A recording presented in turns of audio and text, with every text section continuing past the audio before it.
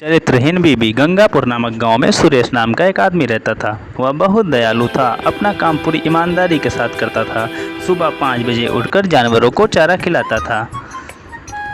उसकी बीबी सरिता बहुत सुंदर थी। वह बहुत प्यार करता था अपनी बीवी से। सुरेश दोपहर को अपने दुकान पर चला जाता था।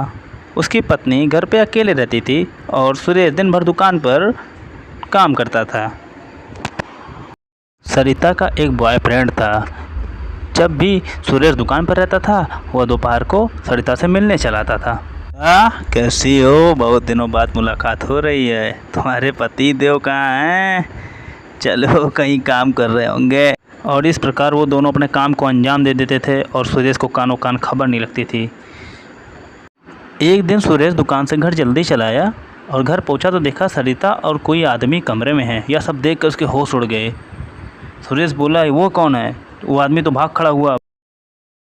दोनों में बहस छिड़ गई, लड़ाइयाँ होने लगीं और सुरेश बहुत ही दुखी हो गया। अपने मन से जीने की इच्छा छोड़ दी।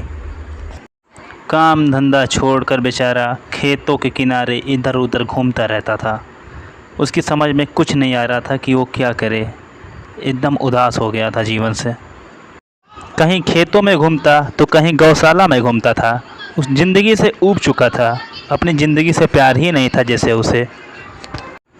ऐसे ऐसे वह पागल होता चला गया और एक दिन एक बाग में एक पेड़ के किनारे खड़ा होकर सोच रहा था कि अब ज़िंदगी जीने से कोई फ़ायदा नहीं है, क्योंकि गांव वाले भी मुझे बहिष्कृत कर चुके हैं।